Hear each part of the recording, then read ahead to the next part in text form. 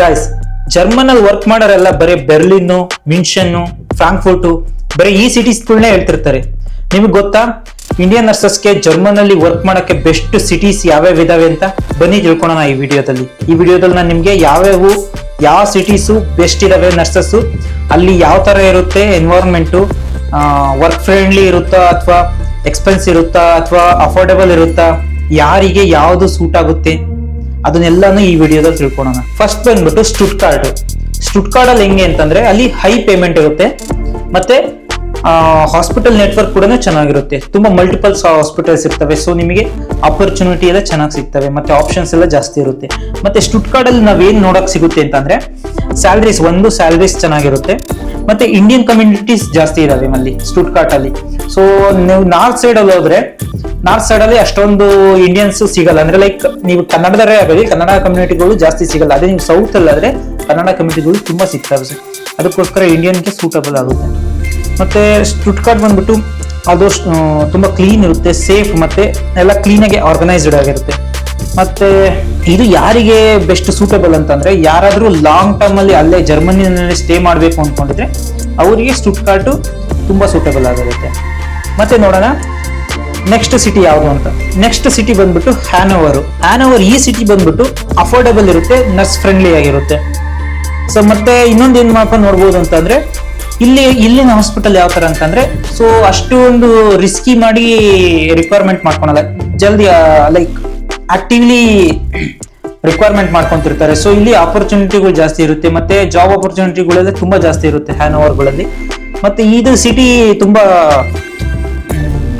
Loud ಆಗಿರಲ್ಲ, like ಯಾವಾಗ್ಲೂ com ಆಗಿ ಫ್ರೀ ಆಗಿರುತ್ತೆ, ಮತ್ತೆ ಪೀಸ್ಫುಲ್ ಆಗಿರ್ಬೋದು ಅಲ್ಲಿ. ಈ ಸಿಟಿ ಯಾರು ಚೂಸ್ ಮಾಡಬಹುದು ಅಂತಂದ್ರೆ ಯಾರಾದ್ರೂ ಬಿಗಿನರ್ಸ್ ಇರ್ತಾರಲ್ಲ ಅವರಿಗೆ ಬೆಸ್ಟ್ ಅನ್ಸುತ್ತೆ. ನೆಕ್ಸ್ಟ್ ಸಿಟಿ ಬಂದ್ಬಿಟ್ಟು ಲೈಪ್ಸಿಗ್. ಇದು ಮಾತ್ರ ಬಜೆಟ್ ಫ್ರೆಂಡ್ಲಿ ಆಗಿರುತ್ತೆ, ಮತ್ತೆ ಇಲ್ಲೆಲ್ಲ ಇವಾಗ ಹೆಲ್ತ್ ಸೆಕ್ಟರ್ಸ್ ಎಲ್ಲ ತುಂಬಾ ಇಂಪ್ರೂವ್ಮೆಂಟ್ ಆಗ್ತಾ ಇದಾವೆ.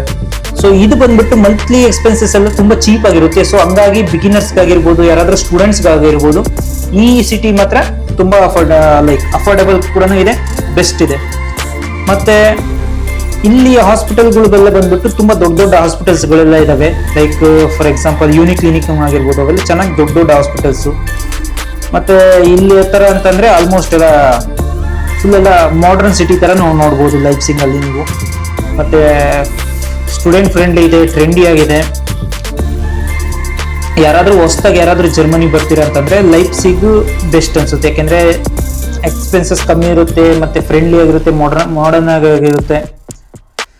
ಈ ತರ ಇರೋದ್ರಿಂದ ಈ ಸಿಟಿ ಬೆಸ್ಟ್ ಅನ್ಸುತ್ತೆ ಯಾರು ಹೊಸದಾಗಿ ಬರ್ತಿರ್ತಾರೋ ಅವ್ರಿಗೆ. ಆಮೇಲೆ ಬೇಕಾದ್ರೆ ನೀವು ಮೂವ್ ಆನ್ ಆಗ್ಬೋದು. ನೆಕ್ಸ್ಟ್ ಸಿಟಿ ಬಂದ್ಬಿಟ್ಟು ಹ್ಯಾಂಬರ್ಗ್.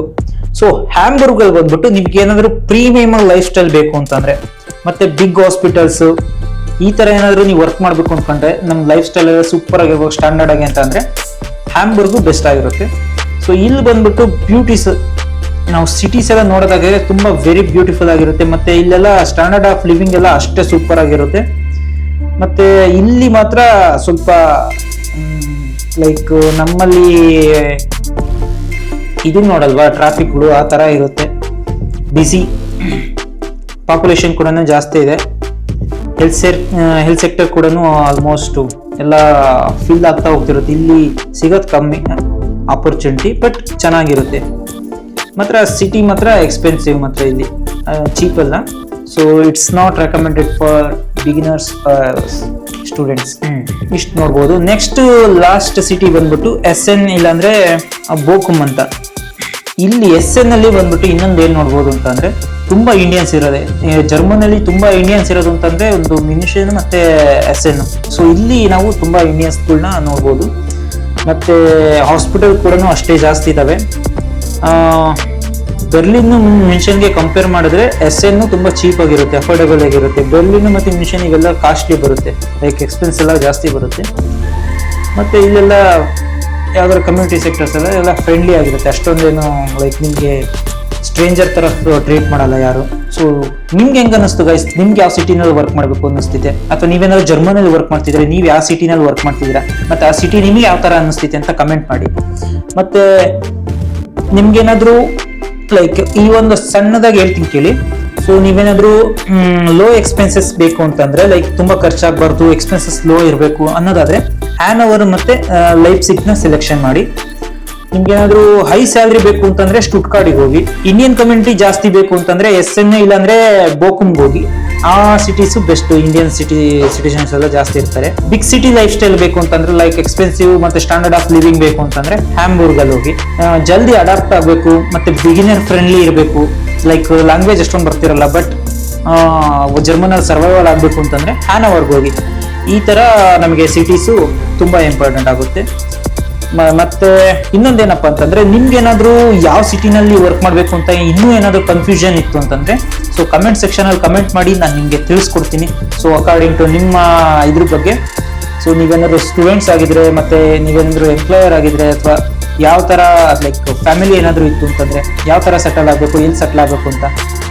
ಸೊ ಆ ತರ ಏನಾದ್ರು ನಿಮ್ಗೆ ಡೌಟ್ಸ್ ಇತ್ತು ಅಂತಂದ್ರೆ ಕಮೆಂಟ್ ಸೆಕ್ಷನ್ ಅಲ್ಲಿ ಕಮೆಂಟ್ ಮಾಡಿ, ನಾನು ನಿಮ್ಗೆ ರಿಪ್ಲೈ ಮಾಡ್ತೀನಿ. ಸೊ ಇದೇ ತರ ಹೆಚ್ಚಿನ ವಿಡಿಯೋಸ್ಗಾಗಿ ಗ್ಲೋಬಲ್ ವೈಬ್ಸ್ ಕನ್ನಡ ಯೂಟ್ಯೂಬ್ ಚಾನಲ್ನ ಸಬ್ಸ್ಕ್ರೈಬ್ ಮಾಡಿ, ಲೈಕ್ ಮಾಡಿ, ಶೇರ್ ಮಾಡಿ. Until then see you in next video guys.